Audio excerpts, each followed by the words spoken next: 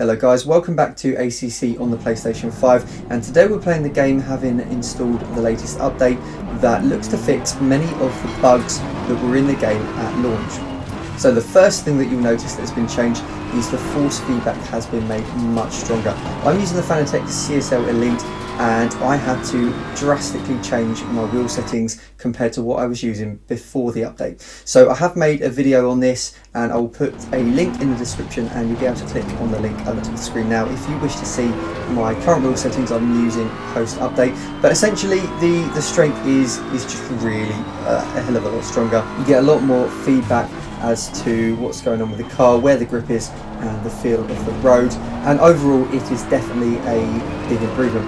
Now I have heard of some users having problems with the force feedback still.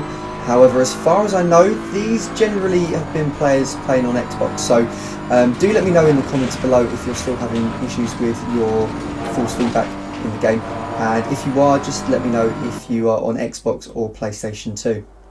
Now there are a number of other bug fixes that have been addressed with the latest update. I'll put a link in the description to the full list of the bugs that have been fixed, but the main ones from what I can see are the pit limit bug, where you drive a little bit close to the pit lane entry and the pit limiter turns on, has been addressed. The BMW M4 headlights are now working properly, and there's been a number of fixes to the multiplayer lobbies, including where the lap timer wasn't working properly, which was one of the biggest problems with the competition servers from what I've tried out previously. The rear view mirror is also better. You can't see it right now because I'm driving in a practice session, but you'll see very shortly. And the bug where the throttle would cut out when cycling through the MFD menu has been fixed too. Now the first thing I wanted to try out was the competition server, because this is something that I think has a lot of potential with the game, and it's a great way for players who don't necessarily have the time to commit to private leagues and just jump on and have a competitive race. It's a bit of a long-winded process to actually register for one of these competition server races. You have to wait for a specific time in which the race registration will start, and then once you click register, you then have to wait another 5 minutes before you can jump into the practice session. Now unfortunately, every time that I tried to take part in a competition server race, the lobbies were extremely small. So this may be due to the time that I was on. I have been playing fairly late in the evenings, kind of between the hours of 8 PM and 12 PM. So maybe that is a reason there's not as many players in the lobby. But you can see here I'm at Suzuka and I'm the only player in the lobby. And then here at Misano I'm one of 3 drivers in the lobby. So we didn't want to race that one either. And then finally at Paul Ricard there were only 2 drivers in the lobby and the other driver left fairly quickly. I did decide to set a qualifying lap though, just to test out whether or not the lap timer was working, and it was indeed working, and we were able to set a qualifying lap. So to me it looks like the qualifying situation is definitely working in these competition server races. One of the biggest issues before was that they wouldn't record your lap time, so qualifying was a little bit pointless, but it seems to be working. We just need to get more players online and playing. So I then decided to jump in some public lobbies, and this is a 10-minute race at Zolder. We're in the BMW once again, and it's a night race. So you can see here that I've not currently got my lights on, but I'll scroll down and turn them on. There we go, and they look to be working quite well here then. And I haven't had time to set a qualifying lap for this race, so we're starting the race in 13th. So it looks like there's 16 cars taking part in this race as we head up towards the start line then, and you can see it's all bunching up ahead a little bit weirdly. It looks like some of these drivers haven't done a rolling start before possibly, and it suddenly occurred to me that I don't think this race was one that had a safety requirement, so that probably explains a little bit of inexperience at the start then. We're going to move over to the inside and see if we can get moved on there, and we do gain 1 position.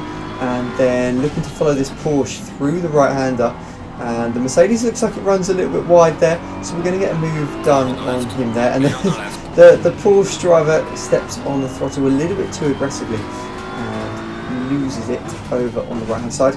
And then we've got another driver up our inside there, just where we had to slow down to avoid the Porsche. It gives us just enough room There's a bit of bumping, but nothing too serious. Heading up to the chicane then, which is a very, very tricky braking zone to get on lap 1, as that McLaren driver there found out and absolutely drives straight over those huge curbs.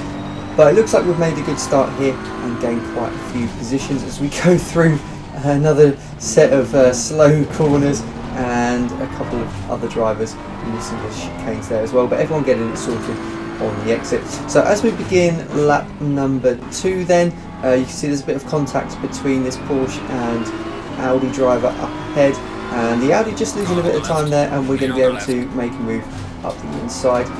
So we're actually up to 6th place now then.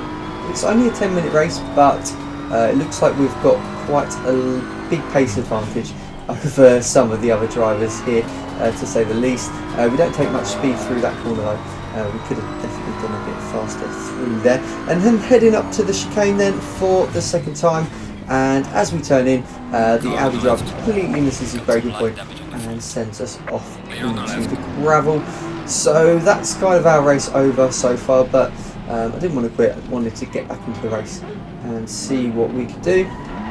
So this was obviously very, very annoying, but I would like to point out this is generally not really what you experience in ACC. A lot of the drivers are very, very fair with their racing and don't tend to miss their braking points. It's only if you tend to jump in a public lobby like this one without a safety requirement. So back in the race then, and making a nice move around the outside of that Audi through there, and another car over on the left hand side is out of the race, and then we eventually catch up to the Audi that sent us off into the gravel, and he gives us plenty of room there. So he clearly just made a mistake earlier and missed his braking point. I don't think he was trying to take us out intentionally at all.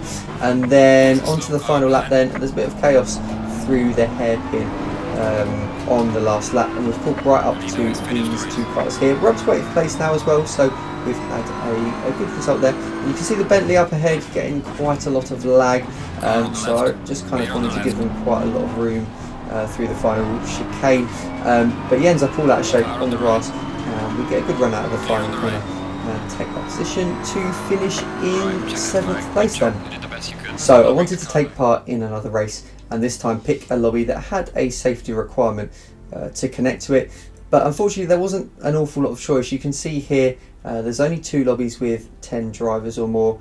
The only one with a safety requirement of 60 has a maximum of 14 drivers in the lobby, which isn't, you know, the game can take 30 players in the lobby, so I don't know why it's limited to 14. It's a little bit frustrating, but it looks like it's going to be the only choice we have. So this time we joined the lobby right at the start of qualifying, and this meant we could take part in the session and set some laps, and we managed to cross the line and set pole position so we would start the race from the front of the grid. So I was pretty pleased with my lap, considering I don't really have a setup for this car. The pressures, though, the tyre pressures were getting a little bit too hot, so we decided to lower those 0.3 psi and see if that was any better for the race. So starting the race from pole position then, just looking to make sure we get a good start, which we seem to have done, and it looks like we're going to be able to take the line through Eau Rouge. This BMW though isn't particularly fast in a straight line that I've noticed, and a lot of other cars tend to have a bit of an advantage on it. So you can see here as we go up along the straight, the Ferrari is gaining and gaining and gaining, so we're just going to stick right over to the right hand side and make them have to take the long way round as we go into the right-hander, but we managed to hold our position. And you can see here as well just how the mirror has been slightly improved. It's definitely better than the old PS4 grade mirror that we had previously. So throughout the race, the Ferrari got close a couple of times. You can see here defending into the chicane at the end of the second lap, but we managed to hold onto position there. And after this, we just managed to build a pretty consistent gap that stayed about half a second to a second for most of the lap, depending on whereabouts we were. The Ferrari obviously having the advantage on the straights, where we seem to be able to pull away a little bit in some of the high-speed corners, until disaster struck. So 7 minutes to go left in the race, and we just got on the throttle a little bit too early on the curb there, and we lose the rear of the car, and that just handed P1 to the Ferrari, and you can see the Bentley gaining on us very, very quickly now. So we're going to have slightly dirty tyres as we go through these final 2 corners before heading on to the back straight, and that Bentley is going to be all over us by the time we get to the bus stop chicane. So you can see it gaining all the time. We're just going to try to get out of the slipstream as much as possible, or break the toe I should say, from the car behind. You can see he's gaining, he's biding his time, and we're just going to have to go defensive here, looking to hold the inside line and make sure we don't go too late on the brakes. We'll still make the apex of the corner, and we managed to hold our position and take the line through the chicane and hold on to P2. Now as we come across the line to begin the final lap of the race, then the gaps have stayed reasonably the same for the last couple of laps, but I suddenly realised that I didn't have enough fuel for the final lap. So I'd obviously been revving the car out quite hard. I thought I calculated exactly how much fuel we needed, but I must have been slightly off. So if you watched my previous video, the first one I made on ACC on PS5, I did exactly the same thing at exactly the same track in the same car. So yeah, I clearly haven't learned from my mistakes, but as we try to save a little bit of fuel then and short shift, you can see the Bentley is gaining on us all the time, so we're going to have to go defensive and try to fend off as best we can. Yeah, I don't know whether or not I'm going to be able to make it to the end of the lap, but I'm going to try my very best. And you can see here on the back straight just how close he is, so we're going to have to do the same thing once again and defend for our lives going into the final chicane. We do just about manage to hold him off. We get a little bit of wheel spin as we go through the first part, and then we get a reasonably good exit, but then the engine cuts out. Unfortunately it does go into the back of there, so I'm very, very sorry. I was trying to move over to the left to get out of the way, but yeah, unfortunately I've ran out of fuel. But this time we managed to actually finish the race. So last time we didn't cross the start finish line, we didn't have enough fuel to get over the line. So yeah, a slight improvement. So the game now does seem to be fixed. I didn't come across any of the bugs that I'd encountered when playing previously, and the force feedback has been improved too. Overall, the game is running much better now, and the only thing we need is more players online. It'd be really great if we could fill up those competition servers so that you can jump on the game anytime and have a competitive race with someone. Thanks for watching guys, I hope you've enjoyed the video. If you don't subscribe to the channel, then please do so, as it goes a long way to motivating me to create more videos, and I hope to see you again on ACC on PS5 very soon.